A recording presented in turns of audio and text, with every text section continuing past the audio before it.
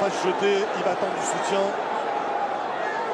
Ah, bonne défense, très bonne défense. Hein. Très bonne défense, même s'il avait tombé. Il y a faute, et oui, il y a pénalty. Jérémy Morel qui avait une première fois parfaitement défendu. Et sur la deuxième, il déséquilibre Zlatan Ibrahimovic dans la surface de réparation. On va revoir ça, mais ça ne me paraît pas scandaleux. Non, non, il y a pénalty parce qu'il y a une faute, vraiment. Donc on voit la Morel qui est un petit peu à la peine physiquement. Et là, un peu à l'aveugle, il met son pied. C'est un geste relativement stupide de la part de Morel parce qu'il s'attendait à quoi dans la surface de réparation en faisant ça? Il ne peut pas récupérer le ballon, là, c'est impossible. Et c'est dommage, hein, il aurait dû avoir un petit peu de soutien aussi parce qu'il avait parfaitement défendu sur la première phase.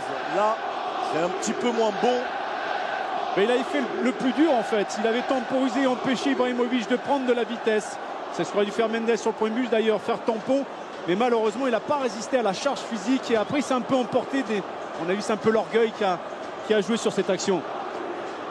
En tout cas, 64e minute de jeu, la balle de break dans les pieds de Zlatan Ibrahimovic pour inscrire le 26e but de sa saison au Paris Saint-Germain.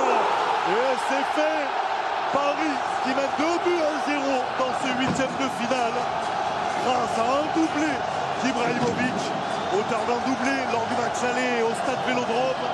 Il s'en offre un second face à l'Olympique de Marseille. C'est la marque des champions, Kader.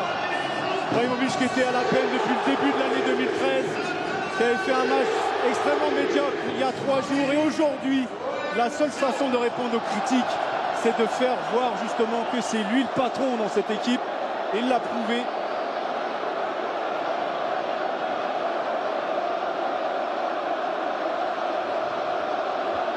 Le contre-pied parfait sur Steve Mandanda.